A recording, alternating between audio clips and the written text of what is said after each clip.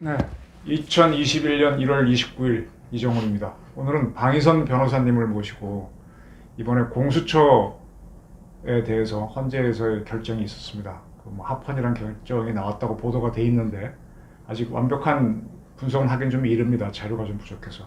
그러나 일단 그 결정이 나온 걸 토대로 이 결정이 어떤 의미가 있고 어떤 문제가 있는지 짚어보기로 하겠습니다. 변호사님 감사합니다. 네. 우선 이번에 이제 공수처가 합헌이라고 지금 판결을 했다고 보도가 돼 있는데요. 뭐 결정문은 아직 안 보셨겠지만은 글쎄 저도 여러 가지 생각이 드는데 그게 큰 틀에서 옳은 결정으로 보시니까 어떻습니까? 좀 막연한 질문이긴 하지만. 네, 거기에 대해서 뭐 논란도 많고 여러 가지 문제 제기도 많았는데 헌법재판소에서 어제 전체적으로 그냥 헌법에 맞다 네. 이렇게 했다고 결정을 내렸다 그래서 상당히 좀 무효한 부분도 있고 특히 큰 틀에서 원론적으로 법 전체가 공수처법 자체가 네. 다 잘못되고 위헌이다 무효다라고는 안 하더라도 그 중에 우리가 법률 전문가로서 볼 때 어떠한 특정한 부분들은 굉장히 법리상 의문이 많고 그 부분에서는 심층 판단이 있어야 될 것 같은데 그런 부분에 대해서도 다 맞다고 그런 취지라고 했다면 굉장히 이상한 거고 또 약간 기술적으로 말씀드리면 심판 청구를 할 때 지금 말씀드린 특정한 아주 문제가 될 만한 소지 조항을 골라서 그거에 대한 강론적인 청구를 하지 않아서 건너한 것처럼 총론적으로 돼 있으면 그 부분은 다시 다뤄볼 수 있긴 한데 어쨌든 헌법재판소가 그럼에도 불구하고 이게 순수한 민사소송으로 당사자가 하는 건 아니기 때문에 네.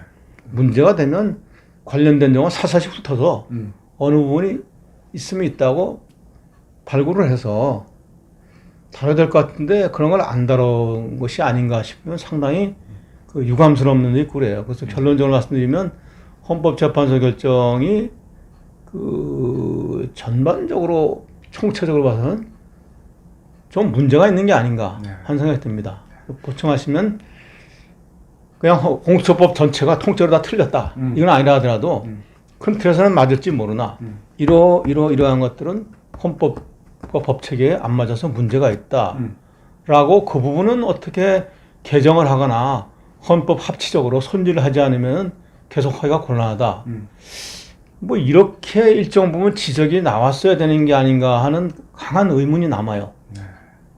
제가 좀 질문을 드릴게요. 그 보도에 따르면은 특검도 검사 아니냐, 또 군 검찰관도 검사 아니냐, 따라서 공수처에 있는 그 소출을 하는 사람도 검사다.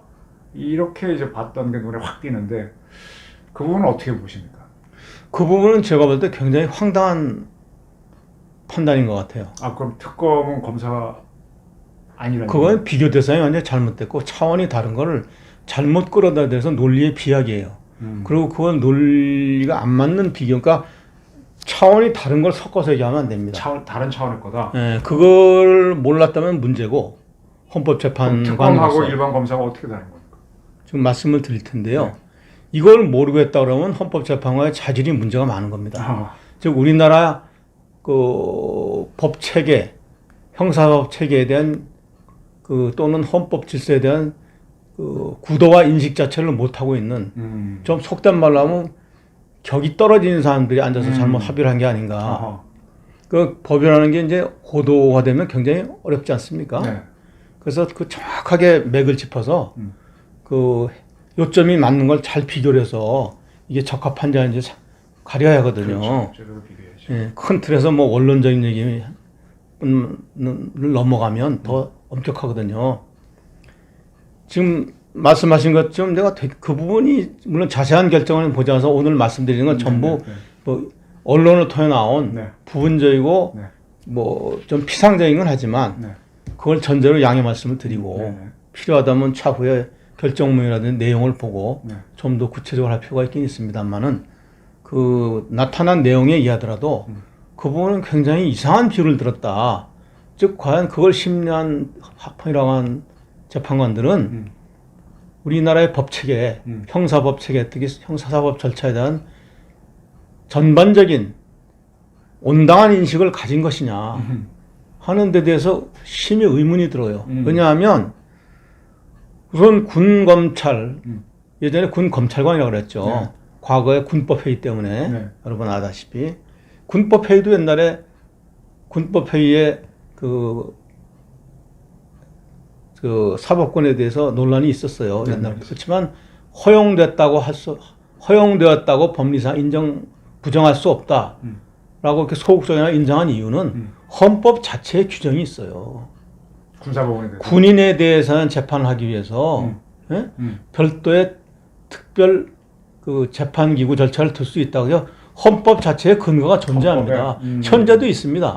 그죠? 그러니까 소위 그게 이제 군사법원으로 좀 일반 사법 체계에 좀 더 가다듬어서 다가가기 위해서 군사법원이라고 하고 그 직책도 과거에 군 검찰관을 군 검사 또는 법무사를 군 판사라고 이제 부르기로 자기들끼리 불렀는데 그렇게 하위법을 정했는데 그거는 그러한 군 사법 절차 기구 자체가 헌법에서 정하고 있어요. 네. 그 헌법 자체가 최고법이잖아요, 우리나라에. 네.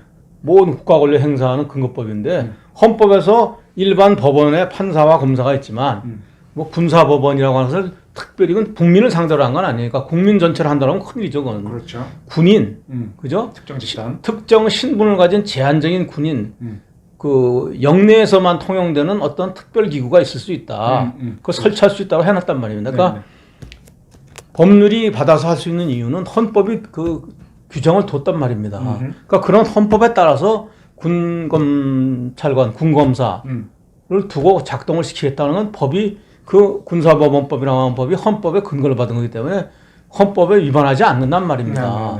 근데 이번에 공수처법은 헌법에 근거가 없잖아요, 아예. 고전의 특검은요? 그러니까 좀 말씀드리겠는데 모든 특별한 경우는 헌법에 규정이 있어야 되는데 근거가 법원조직법도 판사하고 검사가 한다는 거는 판사는 그 사법권은 법원에 속한다 헌법에 해놨고 법원은 어떻게 구성하냐 판사는 어떻게 뽑냐는 건 다 그 법률에서 정한다 헌법에 해놨단 말입니다. 그렇죠. 그에 따라서 만드는 것이 판사가 법원 조직법이란 말입니다. 그렇죠. 판사를 어떻게 임명 어떻게 뽑냐 이런 사람이 판사가 된다. 그죠? 이런 판사들이 모여서 법원을 이룬다. 네. 해놨단 말이에요. 검찰은 어떻게 됐냐. 검찰청. 그에 따라서 역시 마찬가지로 검사는 검찰청법을 대한민국의 우리 법제상 모든 검사들은 검찰청법에 따라서 각 검찰청을 구성하고 그 검찰청에 속할 검사를 임명하는 자격과 요건을 다 정해놨잖아요. 그렇죠. 그러니까 아까 판사도 그렇고 검사도 그렇고 대한민국 법제상은 검사는 검찰청법에 의해서 검사의 신분을 취득하게 돼 있습니다. 그렇게 돼 있죠. 법률이니까. 네. 근데 그 외에는 검사를 임명할 방법이 없어요. 아까 군검찰 특별한 예외를 제외하면 군검찰은 그 자체를 임명한 법이 따로 있어요. 있으니까. 네. 네, 군사법원을 할 수 있는 법을 헌법이 주었으니까. 네. 근데 이거는 공수처는 헌법이 예컨대 뭐 특별 사법기구, 뭐 혁명재판소처럼 뭐 따로 특별한 뭐 사법 수사나 소추기관을 둘 수 있다. 제한적으로 특수한 범죄에 관한 이렇게 한 적이 없잖아요. 원천적으로. 그러니까 이거는 그냥 일반 국민을 전부 상대로 하는 거기 때문에 보편적이고 당연히 우리 헌법에 예정한 그 사법 절차 시스템에 의하면 재판은 판사가 하고 소추나 수사사법은 검사가 취하게 돼 있고 그것이 검찰청법으로 검사를 어떻게 임명하느냐 그 검사가 작동하는 건 어떻게 하는 건 형사소송법에 다 들어와 있죠. 그게 모든 최고 기본법이니까. 그럼 거기에서 뭐가 맞게 돼야 되는데 공수처는 그런 특별한 뭐 일반적인 검찰청에 따로 둘 수 있다는 건 없잖아요. 그렇죠. 그래서 우리가 생각할 때는 공수처에서 말하는 검사라는 거는 당연히 우리 헌법과 조화롭게 하기 위해서는 그 범위를 벗어나지 않으려면 검찰청법에서 임명된 우리가 법률상의 검사 이 사람들과 일을 하겠구나 또는 이 사람들을 공수처에 일정한 형식으로 신분은 가진 사람이니까 와서 근무할 수 있게 할 수 있지 않습니까? 지원을 받아서 그죠? 그 지원군으로 받을 수 있잖아요. 그렇게 한 줄 알았는데 제가 법령까지는 안 봤는데 아마 보도된 바에 따르면 공수처에서 검사를 따로 임명한다고 그러는 것 같아요. 그렇죠. 그렇게 돼 있죠. 네네. 그러면 그것은 제가 볼 때 그 현행 법질서와 충돌을 해가지고 검찰청 굉장히 저 위법하다. 왜냐하면은 아다시피 검찰청법에서 검사는 임명되거든요. 네. 그리고 그 검찰청법을 따로 둔 이유는 검사는 우리가 대립법계의 법체계 원리가 있지 않습니까? 당연히 검사 동일체 원칙에서 한 나라의 모든 검사는 총장이 하나로 통일된 조직이거든요. 네, 네. 전 국가 전체에 관해서 하나로 통일된 이론적인 조직이거든요. 네. 그래서 검찰총장을 정점으로 하고 하나의 유기체제로 형성된 모든 검사로 구성된 하나의 검찰청이거든요. 네. 그럼 하나의 검찰청에 다른 검찰청을 둘 수 있는 방법은 없잖아요. 그러니까 말이에요. 근데 여기서 임명하고 특히 검사들은 그 검찰청법에 의해서 그러니까 일반 국가 행정사기관이 아닙니다. 전에도 누누이 말씀드렸지만 그거는 뭐 하위 직급에 따라서는 뭐 장관이나 누가 임명할 수 있잖아요. 위임받아서. 그렇죠. 근데 검찰청법은 검사는 국가적인 그 사법치 수사 사법을 하는 곳이란 말입니다. 소추권을. 그러니까 전에도 말씀드렸지만 검사의 탄생 배경은 판사와 같단 말입니다. 네. 국가 전체를 대표해서 하는 거란 말입니다. 그러니까 그거는 임명을 국가가 한단 말입니다. 네. 어느 기관이 하는 것이 아니라. 그러니까 군주제가 있는 나라에서는 국가를 대표한 국왕, 군주. 네. 예? 네. 영국 같으면 여왕이 임명을 합니다. 그렇죠. 군주가. 그죠? 네. 일본은 또 천황이 임명하고. 음. 그런데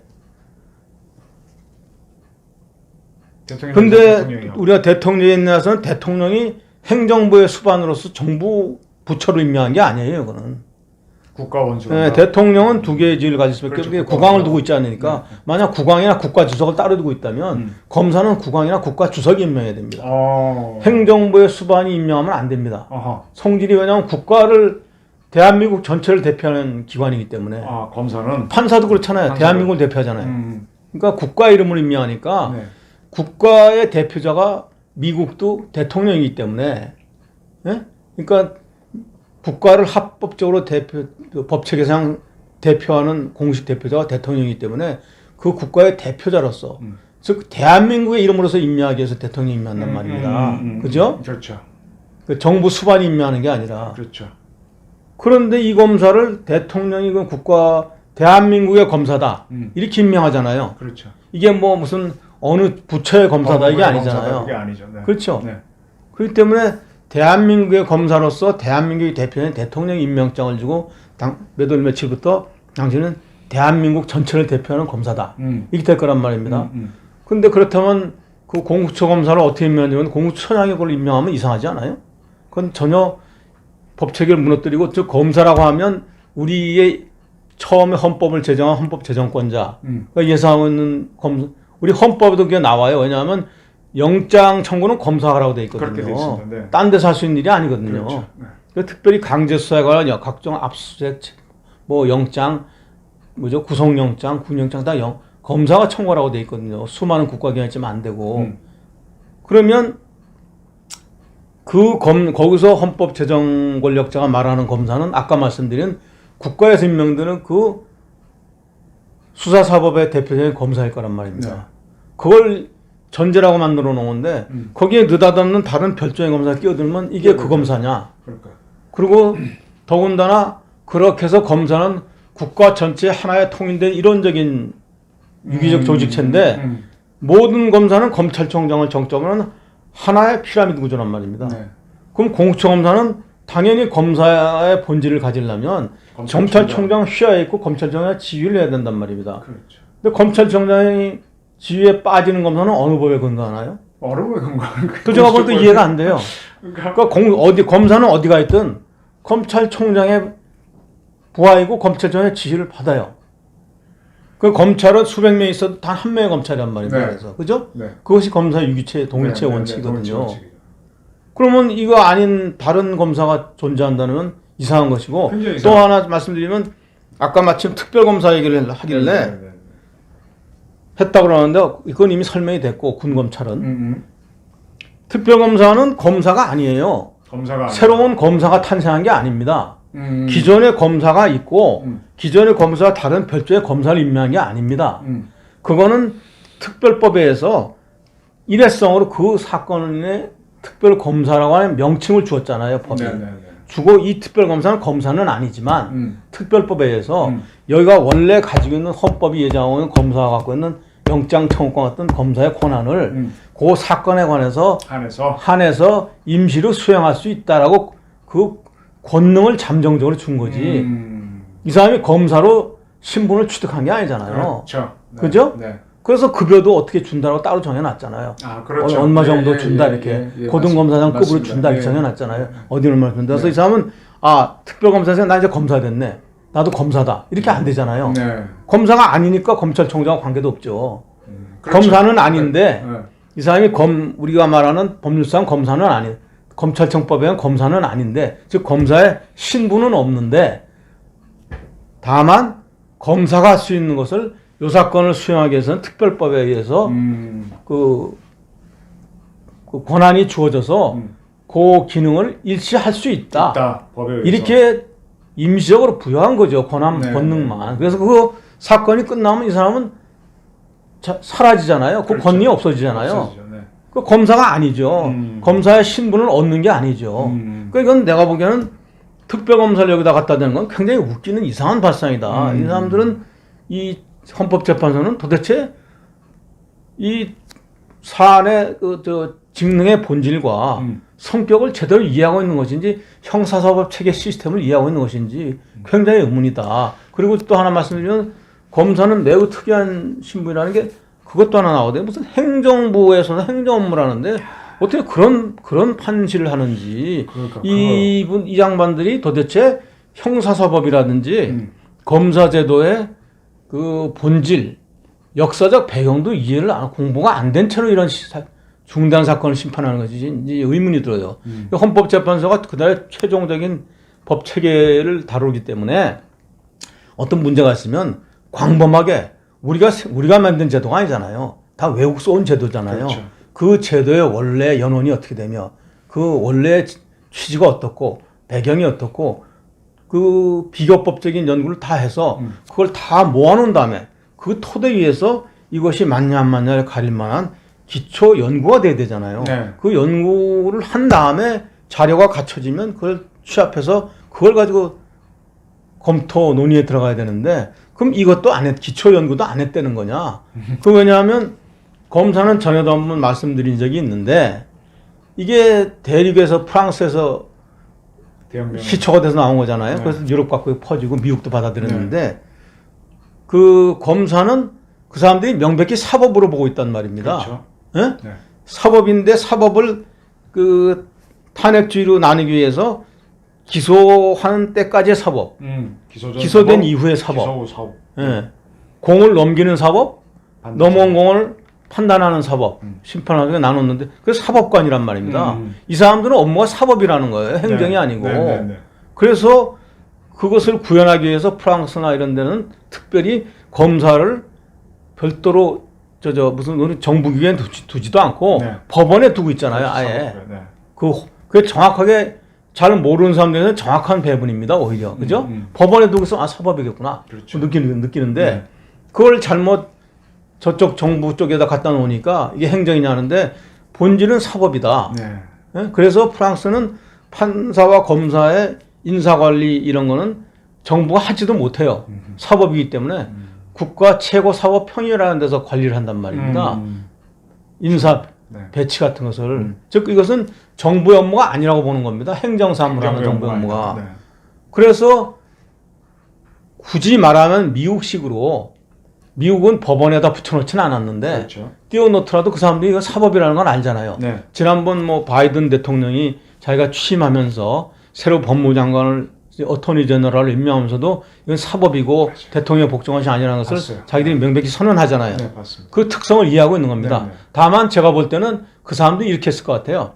대통령 밑에 둔다는 것은 법원에 두지는 않고 국가를 대표하는데 미 합중국을 대표하잖아요. 이름도 US 어토니예요.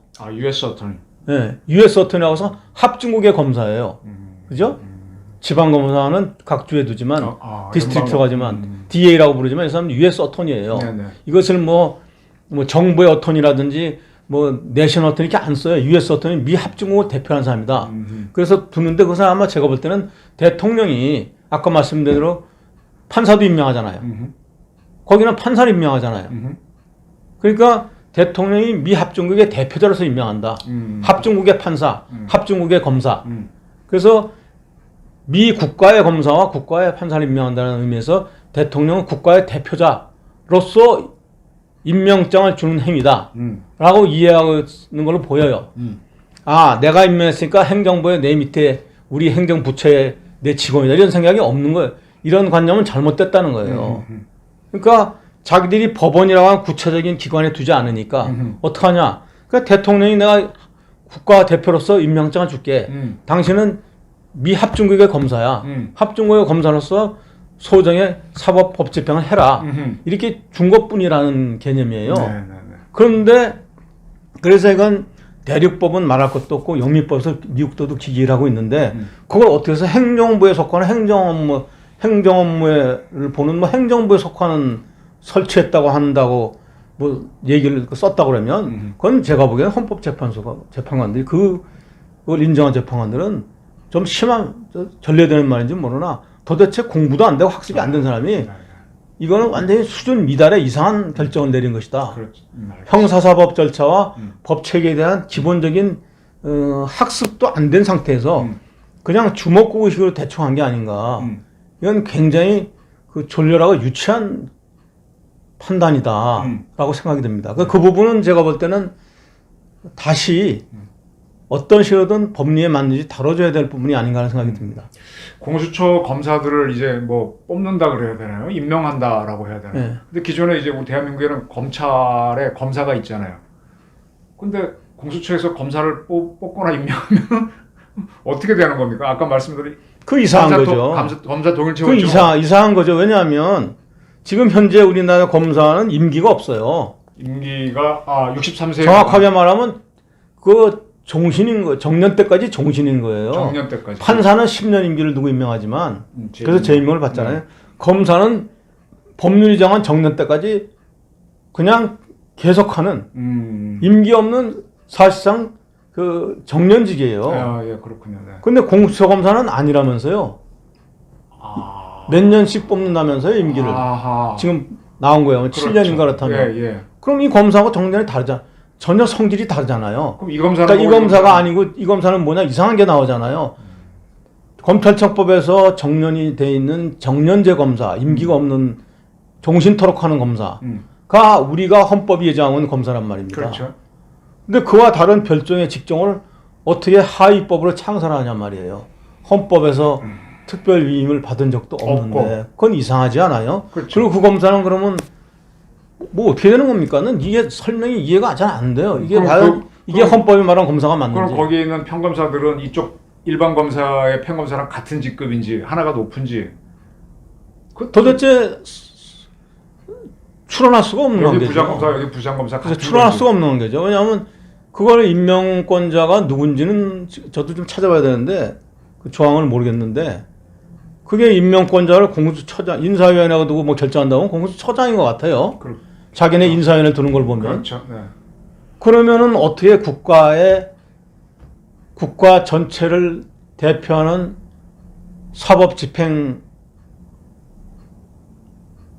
직책인 검사를 일개 기관이 임명을 하죠. 대한민국이 임명하는 것이 아니라 그건 굉장히 잘못되고 우리 법 질서를 교란시키는 행위라고 보여져요.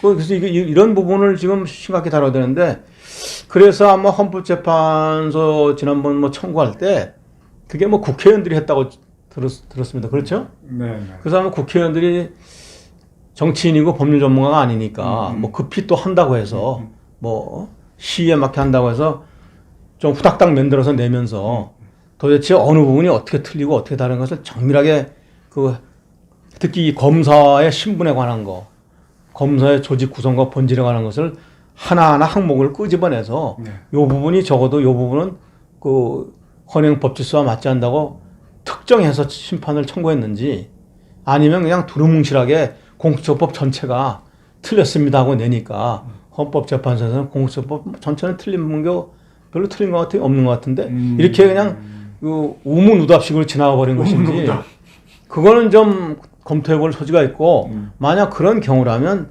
향후에라도 그 청구가 되지 않은 부분은 다룰 수 있거든요. 아하. 구체적으로 특정해서. 아하. 그러니까 지난번에 공수처법 조항 전체가 또는 그 앞에 총론적인 규정이 아니다 했으면 이번에는 특정해서 강론적으로 어느 조항은 이렇게 안 맞다. 헌법 몇 조와 안 맞다. 어느 부분과 안 맞다. 형사소송법 체계하고 안 맞다. 이런 부분을 따로 집어서 한번 본격적으로 좀 세분화해서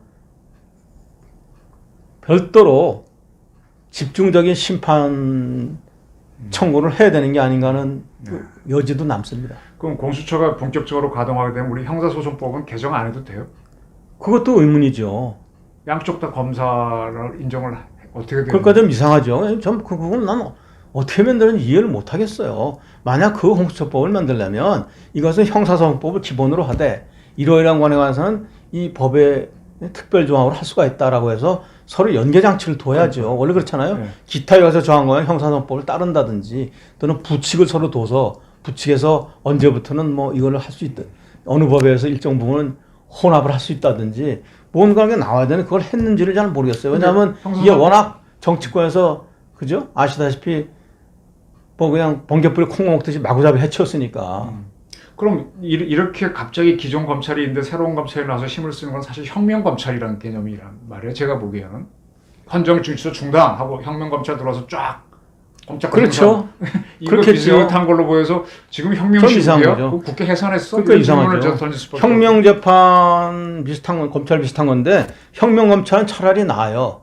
기존 검찰을 다 중지시키는 거니까. 그러니까 그렇죠. 원래 혁명이라는 것은 기존 법질서를 중단 기존 법질서를 다 그 스톱시키거나 무력화시키고 잠정적으로 이 법을 가지고 하는 거예요. 그죠? 모든 헌법부터 중단시키거나 법질서를 중지시켜 놓고 다른 법을 내세워서 하는 건데 그렇죠. 지금 이것도 있는데 이거 다른 걸 중지시킬 때 하면 이거 두 개는 서로 어떻게 조화가 됩니까? 어떻게 되는 겁니까? 그러니까 이게 혁명도 아니고 혁명도 아니고 혁명. 그러니까 평상시에 할 수 있는 것은 법률과 법률 간에는 일반법과 특별법, 네, 그죠? 그렇죠. 네. 이런 식으로 한시법. 네. 그래서 뭐 한시법을 가끔 만들잖아요. 몇 년 동안만 요 법을 임시로 하겠다. 요 법을 기본으로 하되 거기에 좀 덧붙여서 이렇게 두 개를 조화롭게 연결짓는 체계 작업을 해야 되는데 그것도 없이 두 개를 덜렁 내놓으면 두 개가 충돌한다. 그럼 어떻게 해석을 하냐? 어떻게 합니까? 진짜? 그건 결국 상위법, 헌법의 이념에 비춰야 되는데 제가 볼 때는 그런 의미에서 볼 때는 여러모로 우리가 헌법이 상정하는 법질서에 보면은 이게 안 들어맞는다는 거 아닙니까? 안 맞죠. 그러면 이 부분은 기존의 법질서를 충돌하거나 거스리거나 어긋나는 게 돼서 이 부분이 문제다라고 하는 지금 판정을 받는 길밖에 없단 말입니다. 이게. 그 문제가 있다고 판단하는 판사 같은 경우에 공수처 검사가 검사라고 하죠. 그분이 청구한 영장을 당신 검사 아니야라고 판단해서 안 받아줄 수도 있는 거네요. 뭐 그렇게 볼 수도 있어요. 저도 그런 논리적인 추론을 해나가면 네, 줄이 충분히 헌법재판소가 이거는 헌법이 맞다. 음. 헌법재판소는 결국은 뭐냐면 이 공수처가 위헌이 아니니까 무효가 아니다 이 말을 하고 싶은 거예요. 간단히 말하면 무효가 아니라고 치자. 그래서 그냥 굴러가도 된다. 그 말이잖아요. 네. 무효면 닫아야 되는데. 그런데 아까 말씀드린 이거 검사의 신분과 네, 요건에. 기능, 그죠? 본질에 맞춰보면 잘 안 맞으니까 네. 그 헌법 공수처가 무효가 아니고 맞다고 하더라도 그 공수처가 자기들이 검사라고 내세운 사람이 우리 헌법 질서상 검사인지는 판사가 판단할 소지도 있어요. 있죠. 왜냐하면 각급 특검도 법원에 아니고. 왜냐하면 네. 우리 헌법상 영장은 판사가 할 수밖에 없고 판사가 검토하면서 이 영장 신청서를 보고 우리가 보기에는 헌법에서 정한 영장 신청권자는 그렇지. 이러이러한 검사인데 왜 엉뚱한 사람이 청구했냐? 이 신청은 부적법하니까 접수할 수 없다고 반리할 수도 논리적으로 있어요. 그렇기 때문에. 그래서 법원에서 사실은 이렇게 만약 이걸 정확히 미리 가려놓지 않으면 만약 법원에서 어느 영장 심사하는 판사가 이거는 그 청구권자, 적격자가 아니다. 네. 라고 해서 배척할 소지도 있기 때문에 더더욱 이건 굉장히 중차대하고 심각한 문제입니다. 만약에 어느 판사가 우리 헌법 질서나 이 영장 제도 그리고 사법 체계를 정확하게 분석을 해서 제가 말씀드린 것처럼 네. 우리는 헌법 몇 조에 하면 이러이러한 검사가 신청을 하라고 했는데 네, 네, 네. 왜 이 검사가 아닌 딴 사람이 검사라는 소위 장명을 가지고 명칭을 참칭해서 갖고 오냐? 참칭이죠, 어떻게 보면. 그러면 나는 이건 우리가 헌법과 형사소송법에 정해진 영장 신청 행위라고 볼 수 없고 이거는 그 부적격이다라고 반려하거나 기각할 소지도 있죠. 야. 우리 법리대로 하면. 그래서 난리 나겠네요.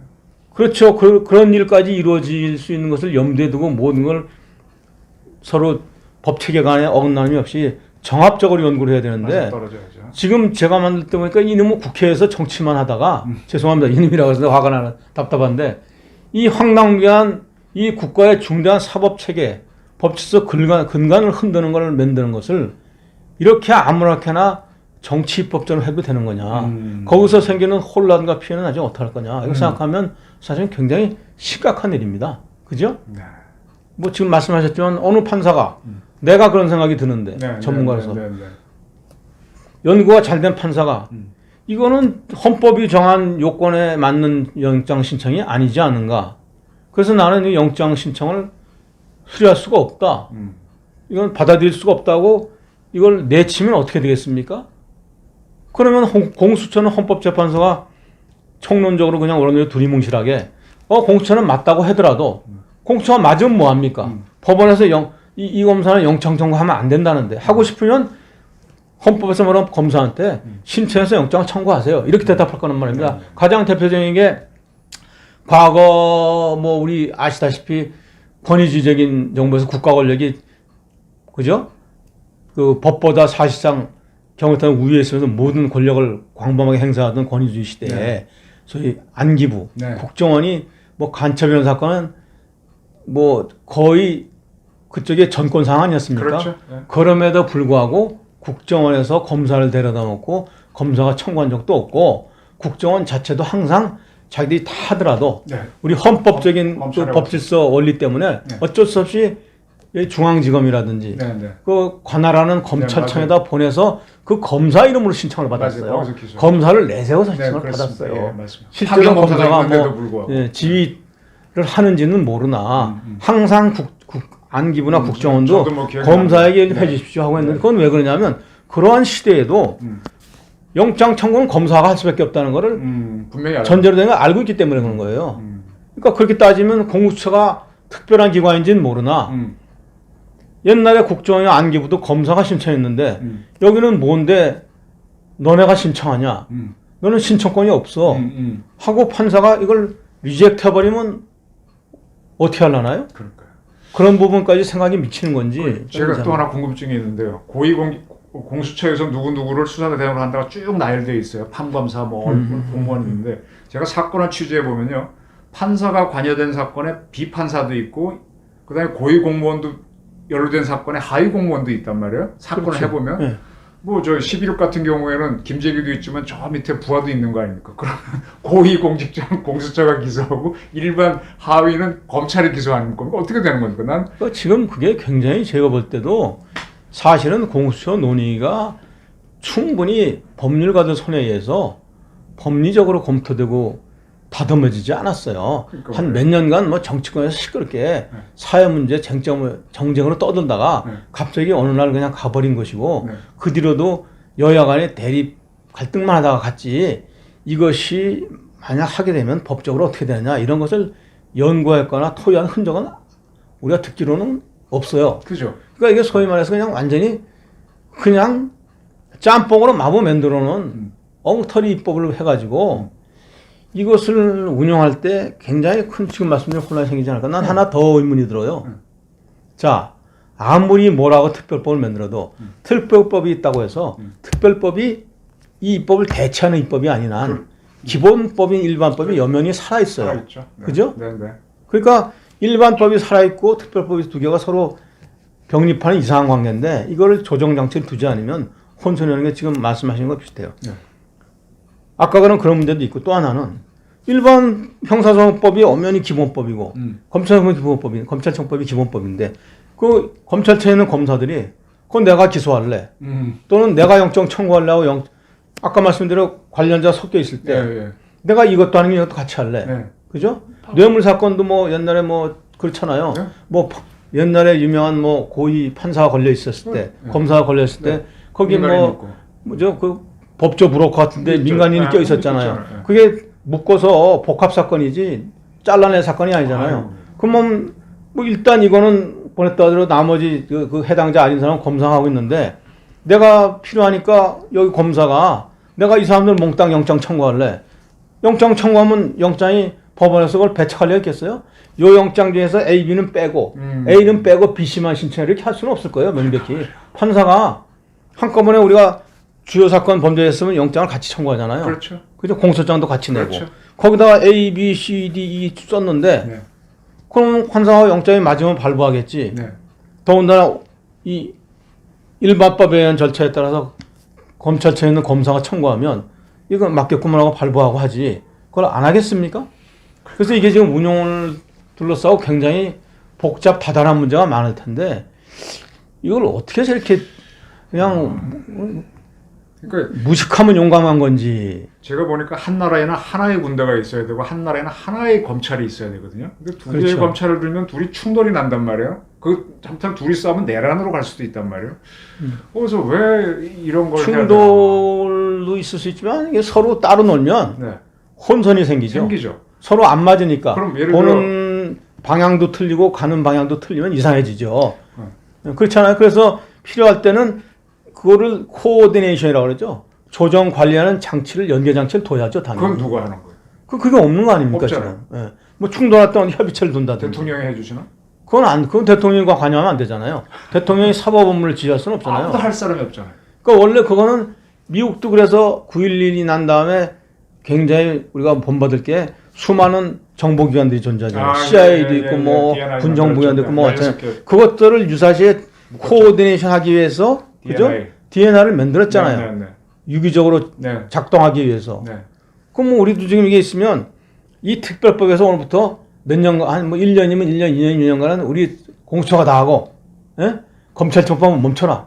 이렇게 된 게 아닌 이상은 이거는 여전히 살아있고 투개가 여전히 살아있고 그러면 자기 권한을 자기 권한대로 행사한다는데 이거 어디서 조정을 하며 관리합니까? 그 12.12 사건 이후에 보면 합수본부 만들었으니까 합수본부 만들면 되겠네.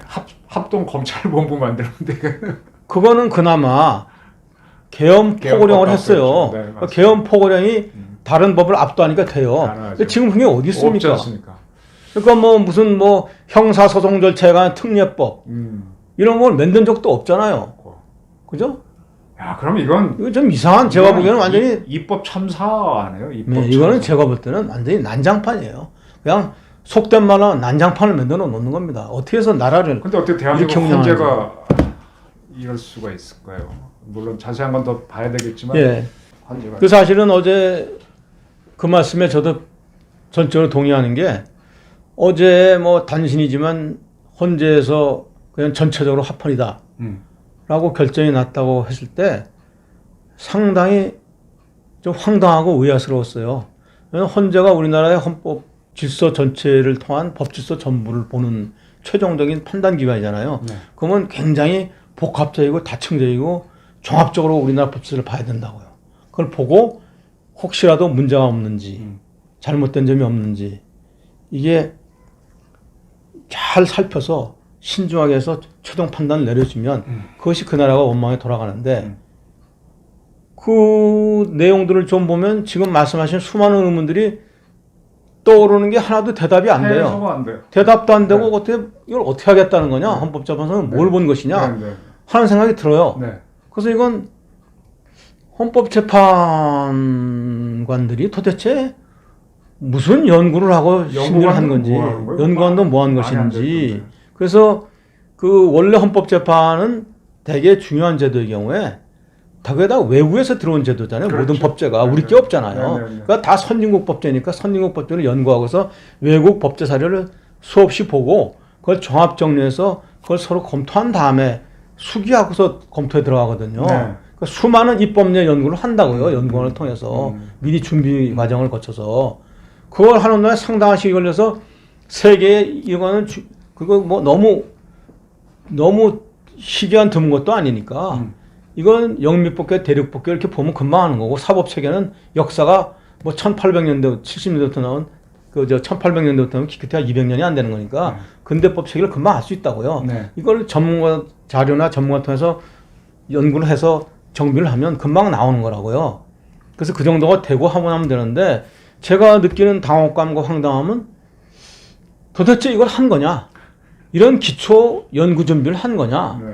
안 하고 그냥 좀 속된 말로 잘 모르면서 네. 그냥 대충 초보 법률가의 짧은 상식으로 대충 해버린 거냐? 네. 왜냐하면 제가 그냥 심하게 말씀을 드릴 수밖에 없는 것이 근래 헌법재판소 재판관으로 뽑혀서 들어갔다는 사람들이 제가 보기엔 저 사람들이 과연 이거를 심층적으로 연구하고 이해할 만한 사람들이냐는 극히 회의적이에요. 특히 헌법 차원에서.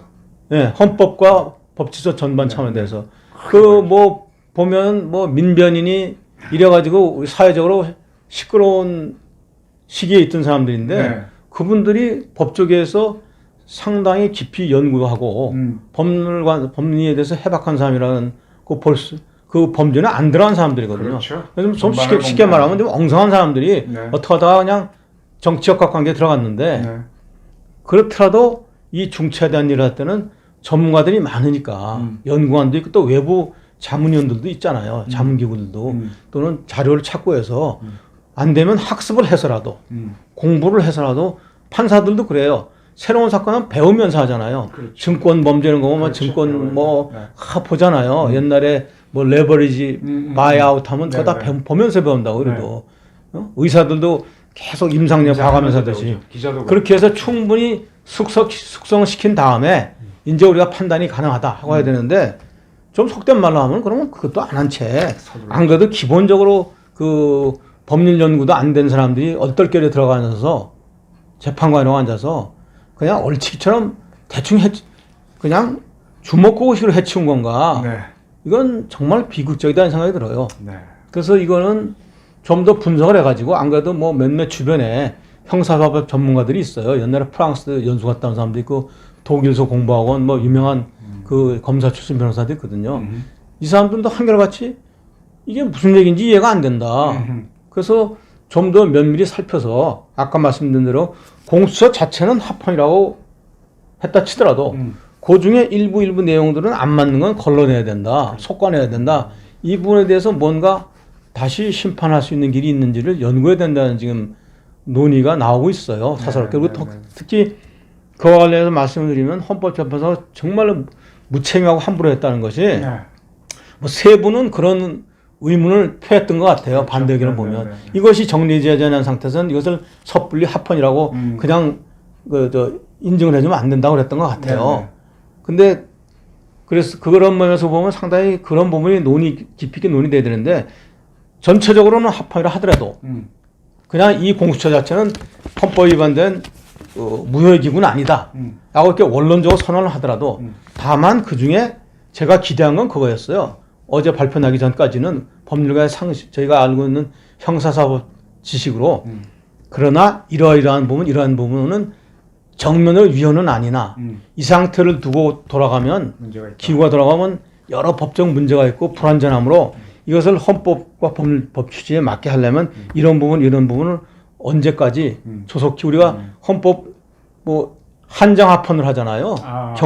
긍정적으로 보면 헌법 불합치도 하지만 한정 합헌을 합니다. 네, 네. 그죠? 그러니까 합헌으로 볼 수는 있는데 큰 틀에서 이것이 정상적으로 자리를 잡고 굴러가려면 이런 부분은 좀 어떤 그 세부 사항에 들어가서 이 부분은 문제점이나 의문이 있으니 이걸 이렇게 헌법 취지에 맞게 고치고 보완 입법을 통해서 작동을 시켜라라고 할 거란 말입니다. 옛날에 국가보안법 처음에 그 위헌 여부 났을 때 헌법재판에서 우리가 판사로 있었을 때 받았거든요. 네. 취지는 모호하지만 국가보안법을 위헌이라고 할 수는 없다. 그렇죠. 아니, 그렇다고 다 합헌이라고 할 수는 없다. 그렇죠. 이 찬반이 평평해서 양면이 있다는 것을 고민이 있었어요 그때. 우리는 충분히 이해를 했어요 판사들도. 그래서 헌법재판소에서 내린 것이 이것이 일부 반대 세력이 부정하는 것처럼 아예 통째로 위헌은 아니고 이 법을 만든 게 헌법적인 근거가 있고 필요성이 있다고 보이지만 다만 그것을 이러한 범위 테두리 내에서 한정적으로만 적용해라 앞으로. 이걸 넘어가서 옛날처럼 그냥 아무렇게나 적용하면 안 된다. 그래서 그 이정 목적이라든지 그죠? 그 특별한 그 해석의 기준을 정했잖아요. 요렇게 해서 요러한 제한적인 방법으로 업계에서 해석하고 적용하는 한 합헌이다. 그래서 마냥은 안 된다. 그걸 이제 한정 합헌이라고 그랬거든요. 합헌은 합헌인데 합헌이니까 이제 마음대로 하자. 괜찮다 하는 것이 아니고 요거는 요렇게 요 범위 내에서 맞춰서 해석할 때만 합헌이다. 라고 해서 그 틀을 잡아줬단 말입니다. 그럼 제가 그것을 떠올려 볼 때, 헌재에서 이것을 입법 취지라든지 우리 사회적 여러 가지 정신에 비춰서 위헌이니까 잘못됐다 없애라고 하지는 못하지만 합헌으로 유효하다고 하더라도 다만 이것을 그냥 두면 지금 말씀드린 많은 혼란과 부작용 문제가 생기기 때문에 합헌이라고 해서 마냥 좋은 건 아니고 이거는 그냥 다만 이러한 조항들은 문제가 있으니까 이렇게 하든지 아니면 최소한 그 구체적인 몇몇 조항들에 대해서는 보완입법이라든지 개정 작업을 통해서 이것을 좀 더 제대로 정합적으로 손질하는 범위 내에서 합헌이다. 이렇게 한정 합헌으로 그 수정적인 결정을 내려줄 줄 알았어요. 그렇죠. 근데 그거 아무것도 없이 덜렁 합헌이다 그러면 이거는 지금 우리가 안 그래도 법률 문화도 지금 혼란한 상태에서 특히 정치권에서는 아전 인수해서 그래서 아무 문제도 없다. 이건 아주 그냥 지고지선이다. 이렇게 때를 쓸 가능성이 많잖아요. 그 헌법재판소는 재판관들은 그런 것까지 충분히 감안을 해서 한치의 오차도 없이 정밀하게 해야 되는데 어떻게 이렇게 엉망진창으로 해놓는 건지 지금 현재 헌법재판소 그 합헌이라고 하는 재판관들이 과연 제대로 법리 이해나 식견이 있는지 심히 의심스러워요. 같은 뭐 법조계에서 이런 말을 하면 좀 듣기 싫지 모르나 함량이 좀 모자란 판단을 하고 있는 게 아닌가. 어떻게 이렇게 할 수가 있나.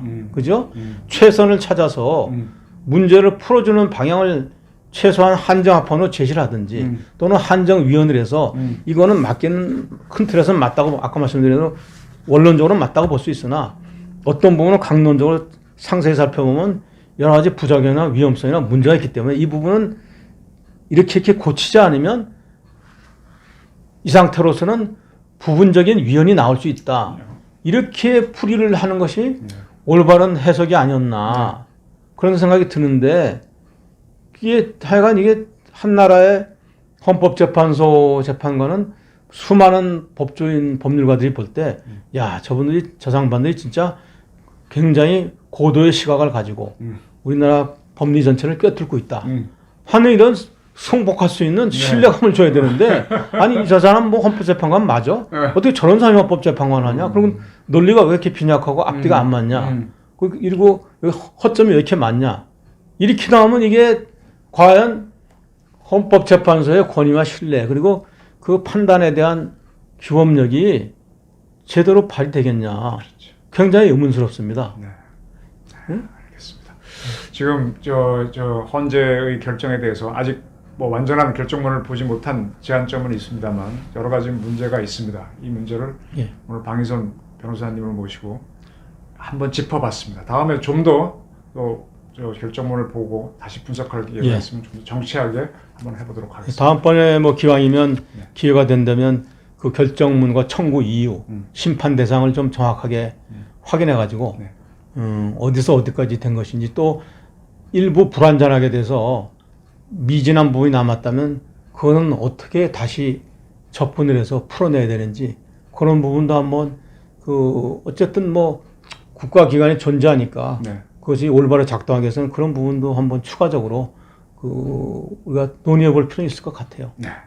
그렇게 후의를 약속하면서 오늘은 여기서 마치겠습니다. 감사합니다. 예, 감사합니다.